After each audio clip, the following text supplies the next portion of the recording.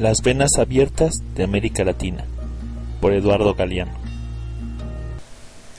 La distribución de funciones entre el caballo y el jinete. En el primer tomo de El Capital, escribió Karl Marx, el descubrimiento de los yacimientos de oro y plata de América, la cruzada de exterminio, esclavización y sepultamiento en las minas de la población aborigen, el comienzo de la conquista y el saqueo de las Indias Orientales, la conversión del continente africano en casa de esclavos negros, son todos hechos que señalan los albores de la era de producción capitalista. Estos procesos idílicos representaban otros tantos factores fundamentales en el movimiento de la acumulación originaria. El saqueo, interior y externo, fue el medio más importante para la acumulación primitiva de capitales que desde la Edad Media hizo posible la aparición de una nueva etapa histórica en la evolución económica mundial. A medida que se extendía la economía monetaria, el intercambio desigual iba abarcando cada vez más capas sociales y más regiones del planeta. Ernest Mandel ha sumado el valor del oro y la plata arrancados de América hasta 1660, el botín extraído de Indonesia por la Compañía Holandesa de las Indias Orientales desde 1650 hasta 1780, las ganancias del capital francés en la trata de esclavos durante el siglo XVIII, las entradas obtenidas por el trabajo esclavo en las Antillas Británicas y el saqueo inglés de las Indias durante medio siglo. El resultado supera el valor de todo el capital invertido en todas las industrias europeas hacia 1800. Mandel hace notar que esta gigantesca masa de capitales creó un ambiente favorable a las inversiones en Europa, estimuló el espíritu de empresa y financió directamente el establecimiento de manufacturas que dieron un gran impulso a la revolución industrial. Pero al mismo tiempo, la formidable concentración internacional de la riqueza en beneficio de Europa impidió en las regiones saqueadas el salto a la acumulación de capital industrial. La doble tragedia de los países en desarrollo consiste en que no solo fueron víctimas de ese proceso de concentración internacional, sino que posteriormente han debido tratar de compensar su atraso industrial, es decir, realizar la acumulación originaria de capital industrial en un mundo que ya está inundado con los artículos manufacturados por una industria ya madura, la occidental. Las colonias americanas ya habían sido descubiertas, conquistadas y colonizadas dentro del proceso de la expansión del capital comercial. Europa tendía sus brazos para alcanzar al mundo entero.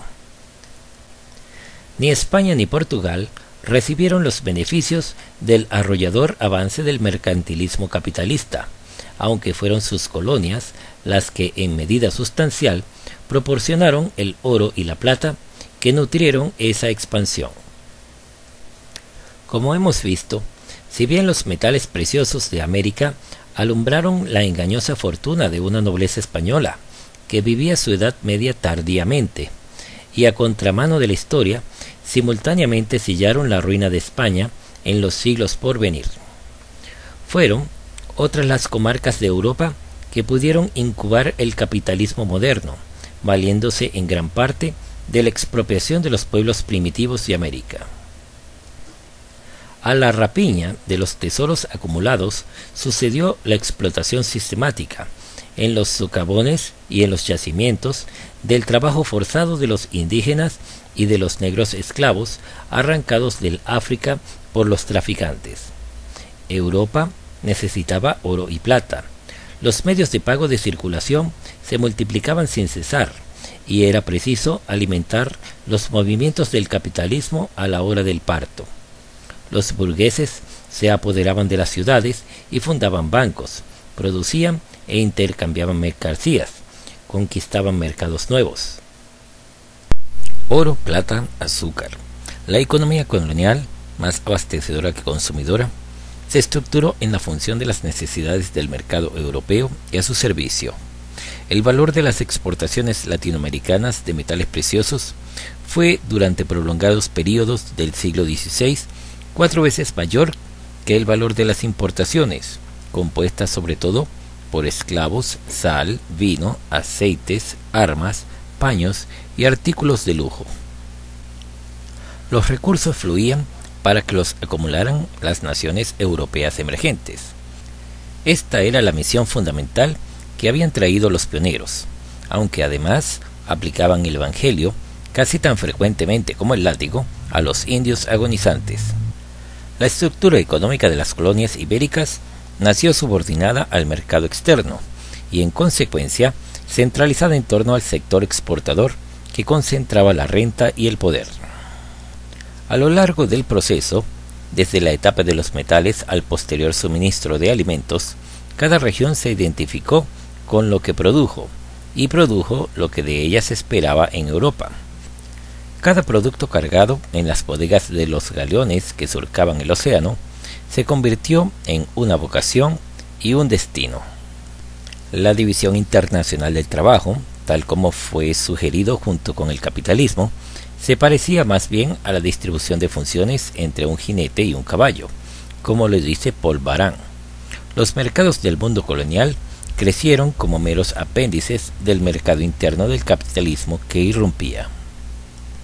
Celso Furtado advierte que los señores feudales europeos obtenían un excedente económico de la población por ellos dominada, y lo utilizaban de una u otra forma en sus mismas regiones, en tanto que el objetivo principal de los españoles, que recibieron del rey minas, tierras e indígenas en América, consistía en extraer un excedente para transferirlo a Europa. Esta observación contribuye a aclarar el fin último que tuvo, desde su implantación, la economía colonial americana.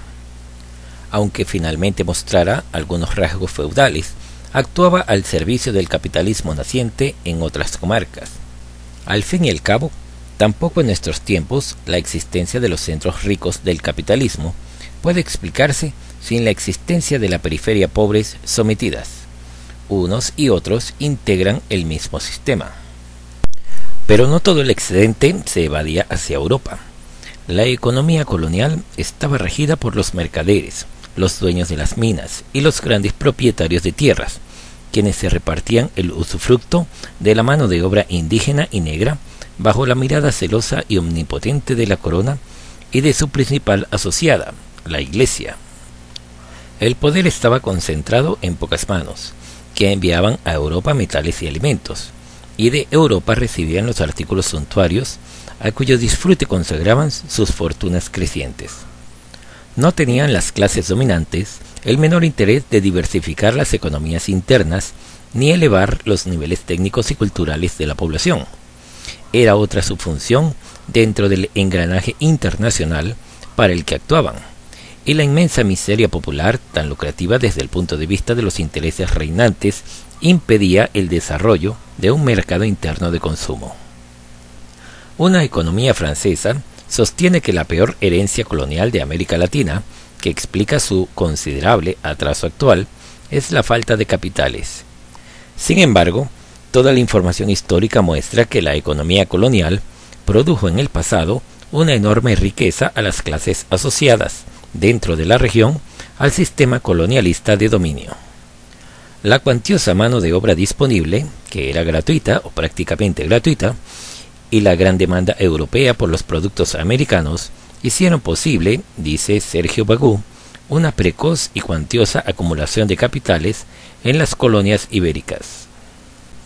El núcleo de beneficiarios, lejos de irse ampliando, fue reduciéndose en proporción a la masa de población, como se desprende del hecho cierto de que el número de europeos y criollos desocupados aumentara sin cesar.